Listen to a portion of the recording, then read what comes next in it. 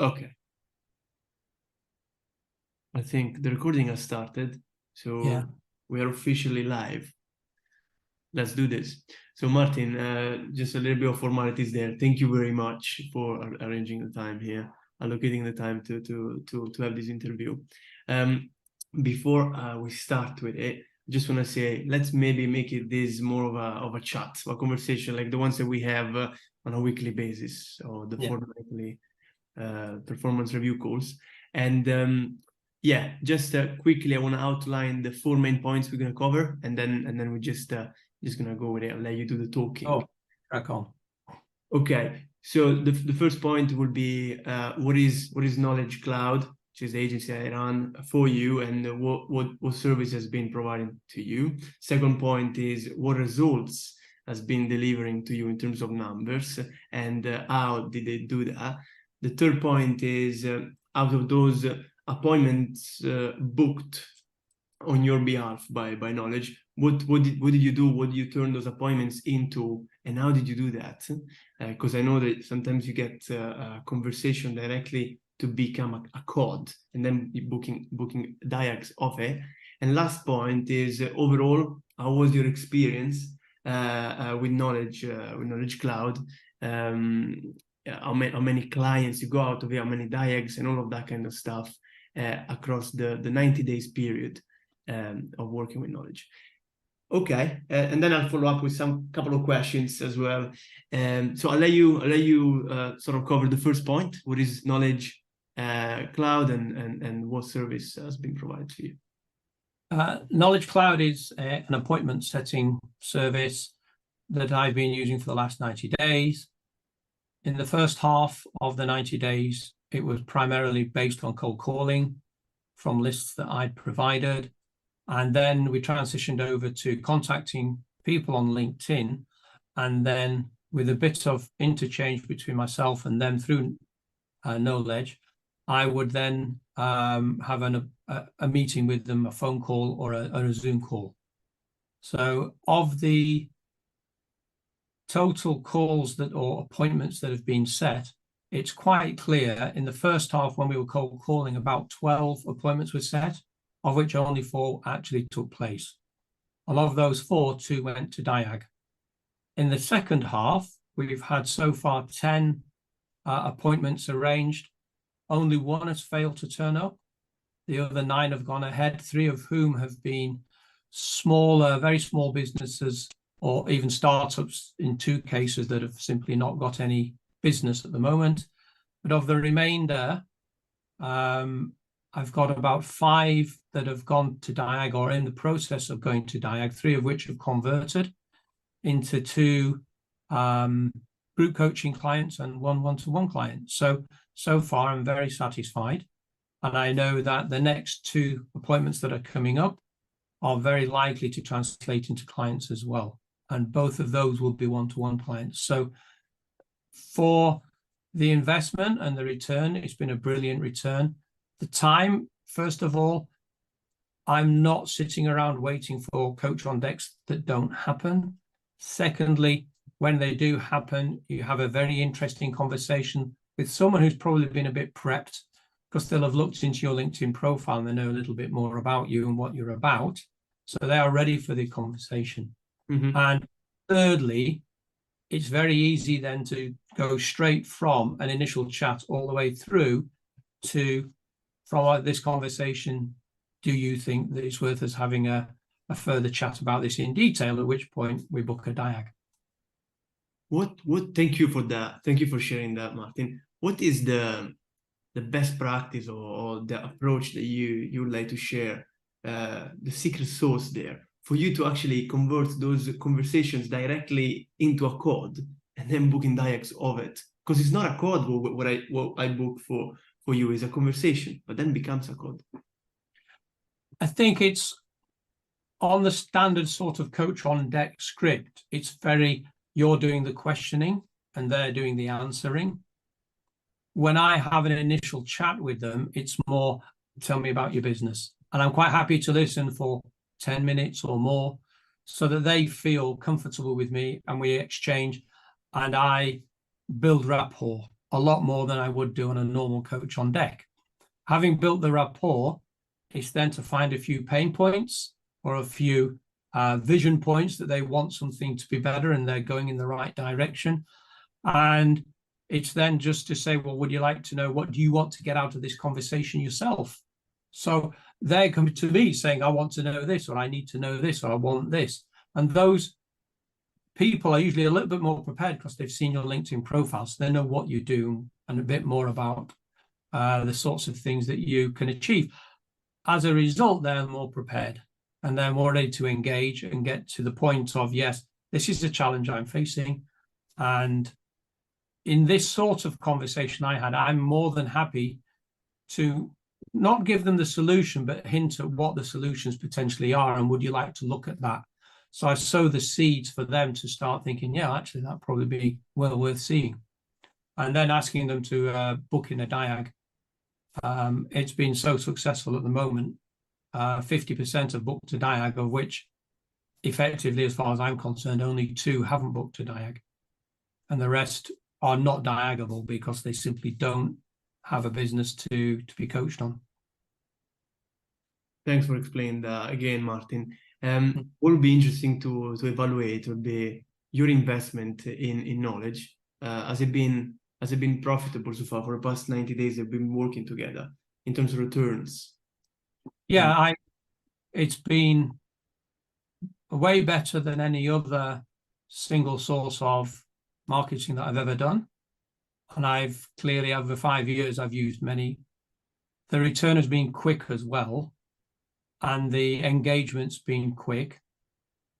I am very confident that in the next couple of weeks, I'll be signing up another couple of one-to-one clients.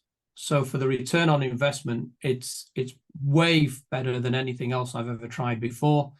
And, you know, I'm very happy with what's going on. The engagement I get with the prospects, even on LinkedIn, they actually respond back. And, you know, they ask for more information on LinkedIn. So we're always prepping them on LinkedIn before I even speak to them. I've even sent testimonial videos to one prospect. And the diag, the initial conversation was, how much is it? Can I budget for this much?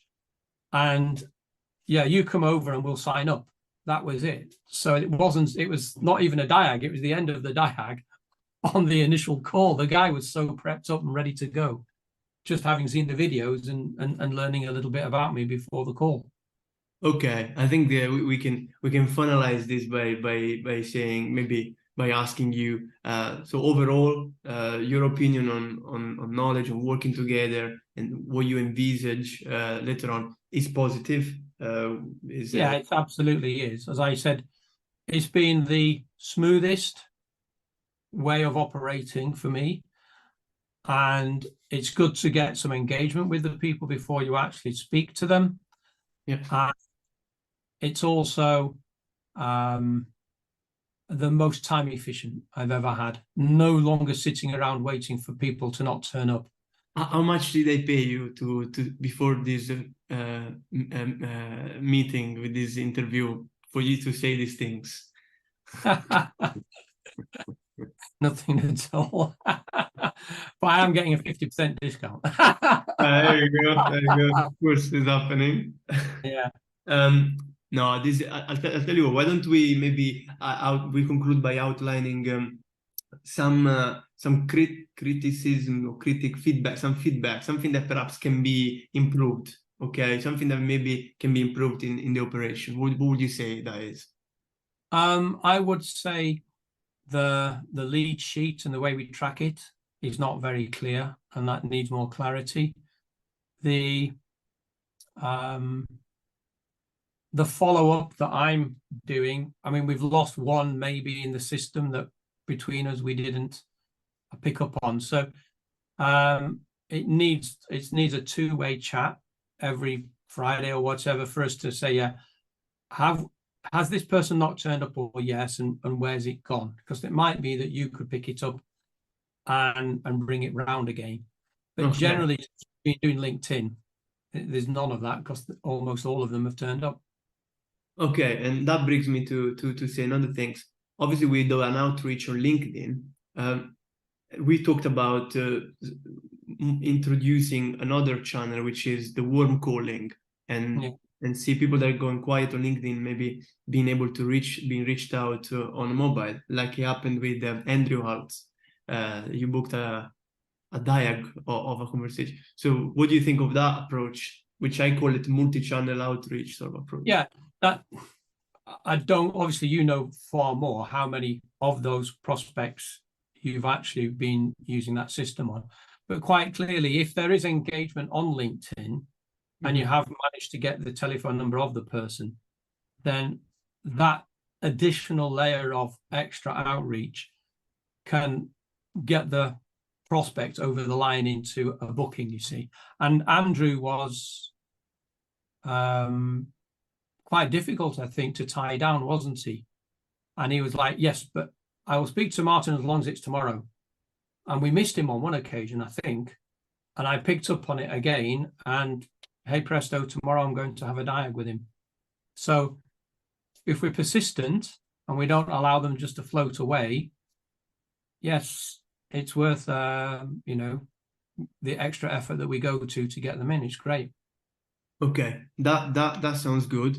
So based on the numbers you say there is an average roughly of, should we say, is it 2 appointments per week as a minimum? Would that be? Yeah, we target 8 a month, Yeah, 2 a week. We're on target at the moment, and we're slightly ahead of target actually. As I said, of the 10 that we've had since we've been doing LinkedIn, only 1 hasn't turned up. 3 have not been plausible, as it were. The other 5 have had conversations with me that have gone to diag, or will be going to diag in the next month. So it's an extremely, you know, just why not you book in 16? That would be great. you want me to book 16? Yeah, I realize LinkedIn can only have so many messages, but imagine what could happen if there was, you know, 16. Yeah. 16 is, it's only 4, 1 a day. It's not even 1 a day, is it? No, but this is interesting what you say. You're talking about scalability, how to scale this very model. And maybe I should have 2 LinkedIn profiles with very similar names or something like that, and then you can do it for 2 different Martin Aldersons. You're making a joke, but the truth is that that's exactly what it is. Not having you 2 LinkedIn profile, but imagine a firm. Imagine you have 2 sales reps or something like that, a team of people. Yeah. My agency can 100% look after run campaigns. Well, I think that's definitely worth considering, especially if lead generation and cold calling is not working for you at all. This is far superior, and you know, you can get double the number of leads and have sensible conversations with people who are willing to talk to you. Whether it turns into a diag or not, usually there's something else. Maybe they're looking to work with you. Strategic alliance. Yeah, in some form of collaboration.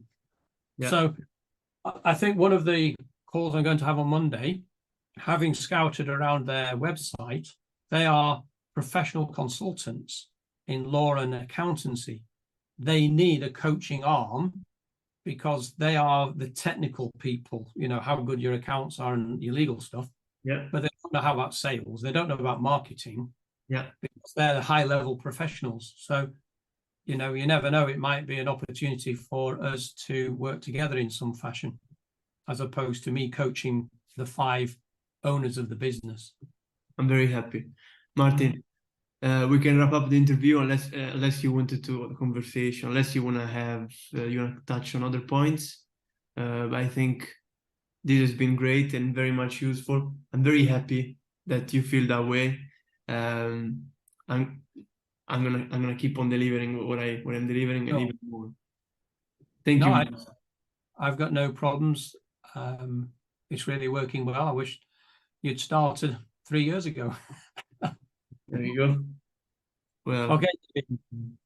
All right. Take care, mate. Stop the recording now. Okay.